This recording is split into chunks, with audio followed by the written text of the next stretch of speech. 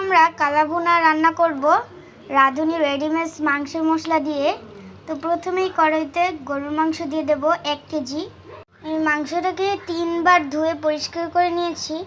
রাঁধুনি রেডিমিক্স কালাভুনা মশলা, এটা দিয়ে অনেক সহজে হবে এবং এটা হলো রাঁধুনি মশলার ভিতরে সবচেয়ে বেস্ট কালাভুনা মশলা। তো এখন কিউব করে রাখা পেঁয়াজ কুচি দিয়ে দেব,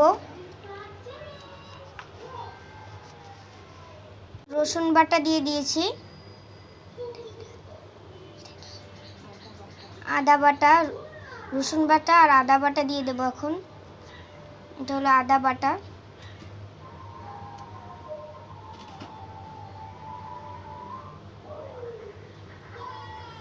সয়া সস বড় চামচের 1 চামচ দেবেন আপনারা, আর যদি ছোট চামচের দেন তাহলে 2 টেবিল চামচ দিয়ে দেবেন। এটা হলো ঘরে বানানো সয়া সস।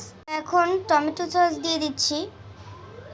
সয়া সস বানানোর ভিডিওটা আমি শীঘ্রই আমার চ্যানেলে ছাড়বো। আর রাঁধুনি মশলাটাকে আমি খুলে নেব। এটার মধ্যে 2টি প্যাকেট থাকে, আপনাদের দেখাচ্ছি। এটা হলো বড় প্যাকেটটা, এটা হলো অর্ধেক দেবো কারণ 1 কেজি মাংস দিয়েছি আমি। এখানে 2 কেজি মাংস দিলে পুরাটাই দিতে হবে। আর এটা হলো ছোট প্যাকেট, এটা হলো রান্নার শেষে ব্যবহার করতে হবে, 2 টেবিল চামচ। এবার অর্ধেকটা দিয়ে দেব।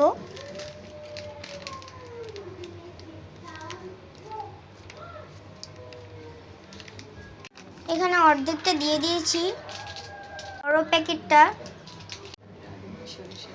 এখন রাঁধুনি সরিষার তেল দিয়ে দেবো এটার মধ্যে।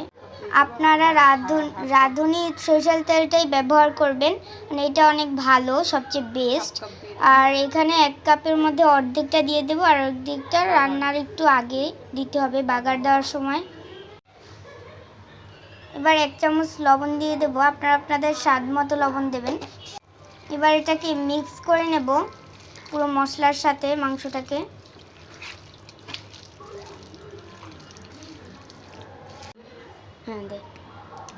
চলো পানি দিয়ে দিচ্ছি।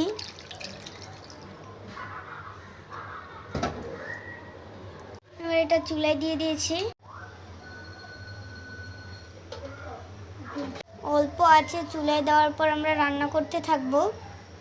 আর একটু মাঝে মাঝে এটা লাড়াতে হবে, নাহলে মশলাটা নিচে লেগে যেতে পারে। পরপর চামচ দিয়ে লাড়াবেন। আবার আমি ঢাকনা খুলে নাড়িয়ে দিচ্ছি। এর মাঝে আমি অনেকবারই ঢাকনা খুলে নাড়াইছি। বারবার নাড়াতে হবে, নাহলে নিচে লেগে যেতে পারে মশলাটা।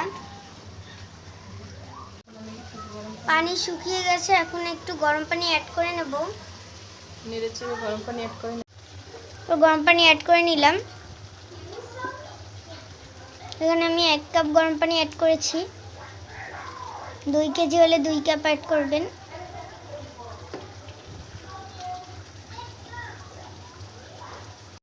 আমাদের মাংসটা এখন সেদ্ধ হয়ে গেছে। এখন আমরা ছোট প্যাকেটের মশলাটা দিয়ে দেব 2 চামচ, নাড়তে থাকবো। তারপরে বাগার দিয়ে দেব। আমি এখন বাটিতে পেঁয়াজ দিয়ে দিয়েছি এবং মরিচ দিয়ে দিয়েছি। গোল্ডেন হওয়ার পরে আমরা এটাকে কালাভুনায় দিয়ে দেব। গোল্ডেন হওয়ার প্রায় একটু আগে আগে আমরা রসুন দেব। তো রসুনটা দিয়ে দিয়েছি। সরি, এটা ভিডিও করতে একটু ভুলে গেছি। তো রসুনটা দেওয়ার পর এটা আমি নাড়াতে থাকবো যতক্ষণ না গোল্ডেন কালার হয়ে যায়। এটা গোল্ডেন কালার হয়ে গেছে। এখন এটার ভিতরে হালকা একটু মাংস দিয়ে দেবো। মাংস দেওয়ার সাথে সাথে একটু নেড়ে নিতে হবে, নাহলে পেঁয়াজটা পুড়ে যেতে পারে। তারপর এটাকে ঢাকনা দিয়ে দেব। আপনারা এই প্রসেসে করবেন, তাহলে কালাভুনাটা একটু ভালো হবে। যে মাংস দিয়ে এটাকে নাড়াতে থাকবেন।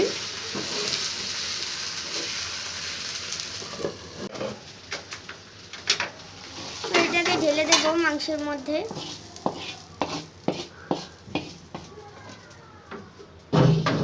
তারপর লাড়াতে থাকবো।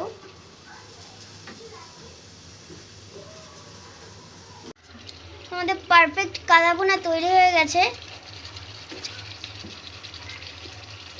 কতটা সুন্দর লাগছে। এটা আপনারা নান, রুটি, পোলাওয়ের সাথে খেতে পারেন। তো আজকের মতো এতটুকুই। আমাদের চ্যানেলে নতুন হয়ে থাকলে সাবস্ক্রাইব বাটনে ক্লিক করে দেবেন এবং পাশে থাকা বেল বাটনটিকে ক্লিক করে দেবেন।